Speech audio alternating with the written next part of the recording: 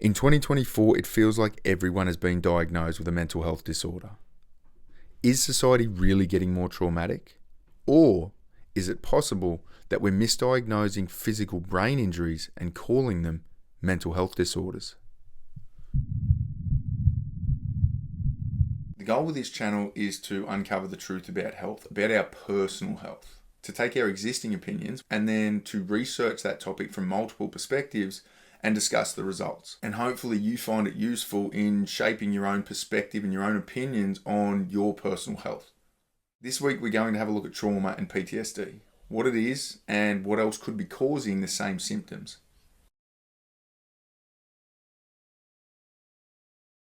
I'm an osteopath, so I'm a physical body practitioner. Now, my understanding of psychiatry isn't that in-depth, but I do know PTSD is quite overdiagnosed. I just wonder, when diagnosing PTSD, do they look at the physical body? Are they looking at what the brain's doing? Are they looking at what's happening in the body? I just don't know, so that's what I'm interested to see. I'm also a former elite rugby player, and I've had many concussions myself, and I'm also now doing my PhD in concussion research. I probably have a little bit of a bias in what concussions look like, so I'm interested to see how the two pair up. It does seem very overdiagnosed. As a software engineer, I don't really understand many of the psychological aspects of PTSD, but I like to look at things programmatically, so figure out what the mechanisms, what the metrics are related to it, and then use them to develop a solution. It seems like we all agree PTSD is being overdiagnosed, at least in our opinions. And it's not just PTSD. Post-COVID, all psychiatric disorders seem to be being overdiagnosed across the board. And that one's not just our opinion. Joel Paris, a professor of psychiatry at the McGill University in Canada, seems to think so. Joel authored a paper in 2015 titled Overdiagnosis in Psychiatry: How Modern Psychiatry Lost Its Way While Creating a Diagnosis for Almost All of Life's Misfortunes. Now, in this paper, Joel says, diagnoses are made rapidly and often inaccurately. Instead of listening and asking about current circumstances, psychiatrists focus on a checklist of symptoms. Based on the answers to these questions, prescriptions will be written for almost every problem and adjusted every time a patient comes in feeling distressed. Paris singles out overdiagnosis of PTSD as the product of careless thinking and emotional bias. He observes that the trauma is only a risk factor for PTSD, not a definitive cause. While he does not dispute the legitimacy of diagnosis of PTSD in principle, he argues that PTSD runs the danger of encouraging victimhood and discouraging a sense of responsibility for one's life. I agree. There are people out there with legitimate PTSD. I've got plenty of mates in that category. But why would psychs be overdiagnosing? Paris notes that psychiatry is no different from other areas of medicine. There's a bias towards false positives so as not to miss anything. He identifies that underdiagnosis is most likely when a disorder is unappealing, when it's chronic, making treatment complex or inaccessible. The psychs don't want to miss anything. That is understandable. But does it mean it's helping? Well, no.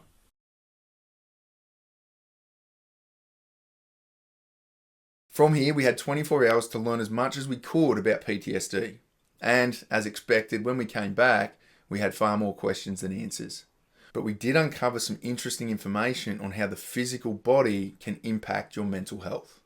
I looked at just how to actually diagnose PTSD, which was based off this certain criteria, and I'll just quickly read out a little bit of it. Criteria A: exposed to threatened death, serious injury, or sexual violence, either directly witnessing the event happening to others, hearing that a traumatic event happened to a close friend or family, or working in a profession where one is continually exposed to trauma. B, intrusive symptoms such as distressing memories, nightmares, flashbacks, psychological reactions to trauma cues or reminders, or disassociated responses. C, avoidance of trauma stimuli with efforts to avoid any reminders, thoughts or feelings related to the trauma. D, negative changes in mood, cognitions related to trauma such as lapses in memory, reduced interest in activities. E, arousal and reactivity related to trauma such as hypervigilance, increased startle response, anger and irritability, poor sleep, concentration and self-destructive behavior. So it's in my mind, before I even looked at all the other research, I was like, oh wow, there's a lot of this that could be other things. Is it actually just a mood disorder? Is it PTSD? Is it you've got an mild traumatic brain injury?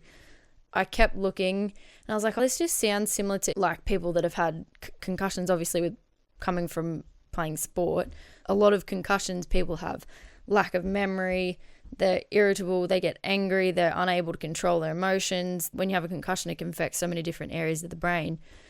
Symptoms that could be traumatic brain injury or could be mood disorders, all being diagnosed as post-traumatic stress.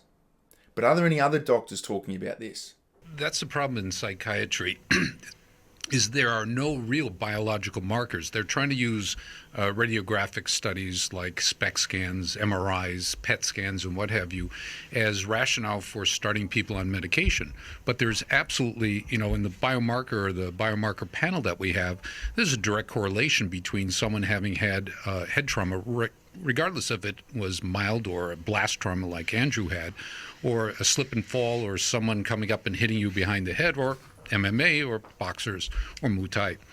And there's absolutely zero that they use to regulate what they're doing. It says, okay, today's Thursday, let's try this drug, or this is Friday, or else this month we're giving you this satchel of meds, as many of the vets have come up and told me, depending upon the day of the week, dictated what groupings of medications they were given.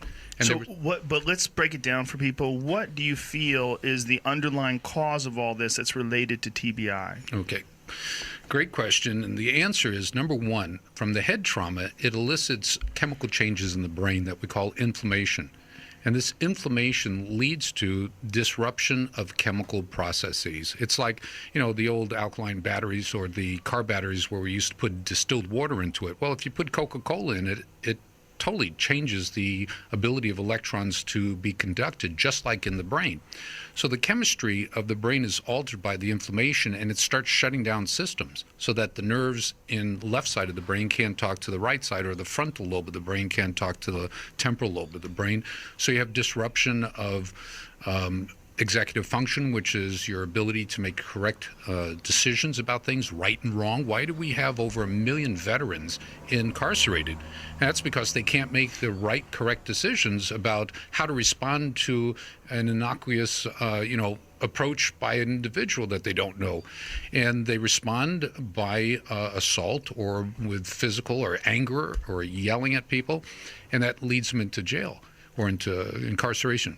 So anyway, the inflammation leads to hormonal deficiencies in the brain. And what we found is that since 1986, Dr. Bellew out of Paris found that we have enzyme systems that take cholesterol and convert it into hormones that actuate and regulate our brain function, from schizophrenia to ALS to Parkinson's disease to bipolar to all the different disorders. There was a recent article that I sent out to our journal group, and Andrew's in it, and it was about management of neuroinflammation, brain inflammation, to treat psychiatric diseases.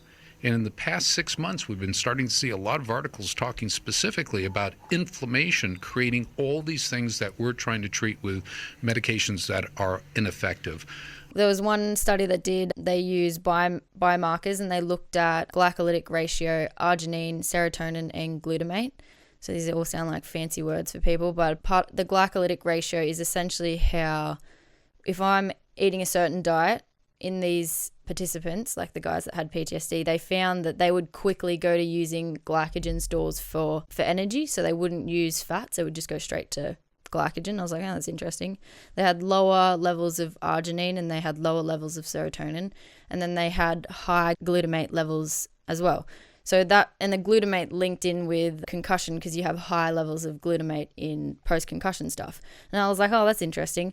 And I looked into that more, and it essentially is like the excitotoxicity of glutamate in the brain will create brain inflammation. Last month, had a class in Arizona. And I presented a group of articles, and one of the key articles was the fact that they found people with atypical depression. That's depression that doesn't respond to traditional medication. So you're on a whole bunch, 13 medications, and you're still depressed. So they found in 61% of these people who were still depressed with atypical depression that they had growth hormone deficiency. And then when they replaced the growth hormone, within 1 to 2 months, their depression disappeared, and they had some beneficial side effects. They slept better. They had more mental energy. They were socially more adaptable, and their reactive scores that creates, an assault situation, they were calm. Someone said boo to them, and they said, oh, boo to you, as opposed to getting into their face. So it's a very clear, and it's becoming clearer and clearer in the literature around the world now. We've been doing this since 2004, and the inflammation is really the problem. So, unfortunately, there is no specific medication. They talk about use of aspirin and ibuprofen in things like Alzheimer's disease, which is an inflammatory disease. I know I shared it with you in the past that if a football player has one major concussion on the field, he's 19 times at greater risk of developing Alzheimer's between 30 and 49 years of age because it's an inflammatory illness. If you're on an antidepressant and you're still depressed, guess what? That's probably not the underlying condition. It's what science has shown us is a hormonal imbalance. We're able to interdict that and effectively treat it. So what happens is, as you start losing these hormones, I mean, one of the hormones that I've repeated a number of times, and I'll repeat again, pregnenolone has been found to control the anxiety effect in the body, in the brain. So morning anxiety or pregnenolone or social anxiety can be affected. And I have patients who have been in auto accidents who've never had anxiety attacks or panic attacks, and they wake up 6 months after the injury and they've got morning anxiety. Yeah. Their pregnenolone levels, instead of being average about 110 or down at 6 or 7, you correct them back to 110, their anxiety disappears. And what is Pregnenolone is called the mother of all hormones. It comes from cholesterol. It's the first hormone or steroid hormone, official steroid hormone that comes off of cholesterol. So if we interrupt cholesterol in our body, we lose pregnenolone, which becomes the precursor to DHEA and testosterone on one side, and progesterone and cortisol on another side. So with low pregnenolone, it can lead to all the hormones that help to regulate our brain function and our life. Testosterone changes how we perceive pain. Stabilizing the pregnenolone and all those hormones in the brain changes how we perceive life. When you're depressed, you perceive pain, very little pain, as big pain. When you're not depressed, okay, bump yourself, it gets better. There seems to be a lot of issues here that result from hormone deficiencies. So how do we separate the legitimate post-traumatic stress? So let's just say, for example, you have a guy that's gone to Afghanistan, seen his mate blown up, and he actually goes in a functional MRI scan. He's ticked all those boxes in the criteria, and now in the fMRI, he actually does have the hyperactivity in the amygdala, in all of these structures. Then this guy actually has PTSD. Like, his brain needs to be rewired. Whereas you have someone that's seen, like you said, maybe his preparedness to see his mate blow up, he was all good. But he, however, is maybe going through all these mood disturbances because he's lost his sense of purpose, and his mates, just in general, goes into the functional MRI, and these parts of his brain don't change. So then it's not to do with that. Do you know what I mean? So people are getting misdiagnosed for probably a loss of identity, loss of purpose, going into affecting their mood and whatnot, compared to a guy that actually has PTSD, and you can see it in the brain. So that's why I think having an fMRI done to help diagnose would be important.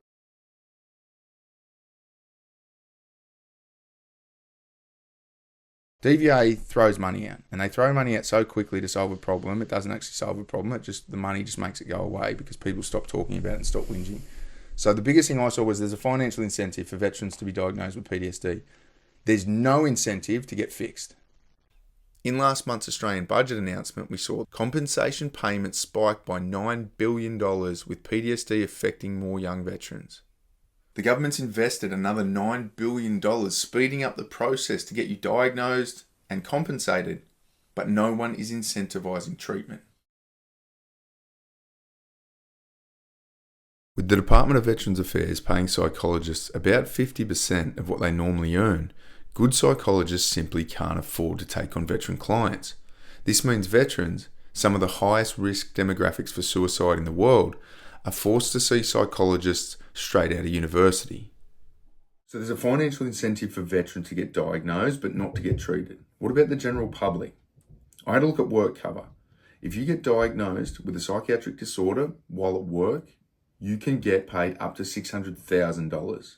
And again, other than putting you on medication, there is no incentive to get better. So this seems to be a theme across the board. Get diagnosed, get compensated, get medicated, never get better.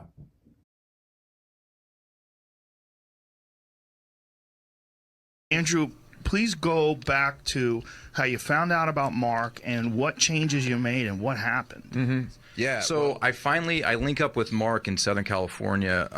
We run the labs, but we don't get the results back for like 2 or 3 weeks. But he gives me what he calls a provocative testosterone injection just to see how I react. And like up until this point, man, like my life has just been a complete disaster. I mean, I've put a gun in my mouth several times and actually had thought about like, if this is how life is going to continue and I continue to have this type of negative effect on my family, I think I'll just end it, man. You know what I mean? And I got to the point where I was just like, I can't do it for my family alone, and just kept driving. So found Mark found me, got the information, actually was there to see him in his office in Encino, get that injection. I'm driving south on the 405. I'm in bumper to bumper traffic like 2 hours later, and usually, man, like me and traffic just didn't mix.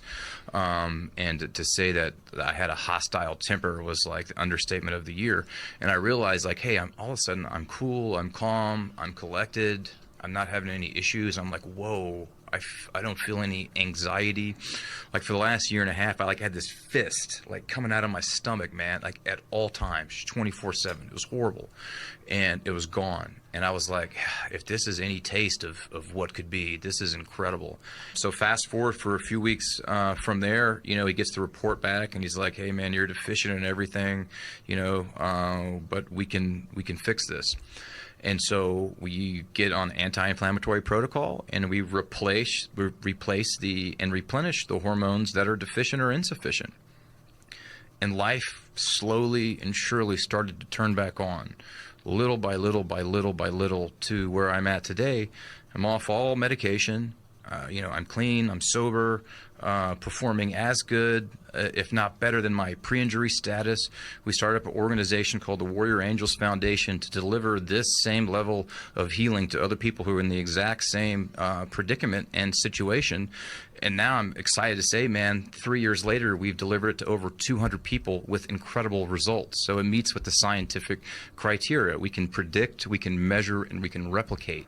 And now it's not just my story. It's not just Matt Gosney's story. Mark's done this like 1,400 times. We've done it 200 times through our organization, where somebody, like we did a 3-year TBI study, a cohort. We took 58 of those 200 people, just the ones that had attempted suicide. 58 individuals attempted suicide. We showed that within 3 months, they 91% had a 50% improvement. Correct. So almost everybody had at least a 50%. This is in their subjective analysis improvement. After 1 year, 73% of that population was off all medication. This is unheard of. This is unheard of. And this is people that actually attempted to take their own life.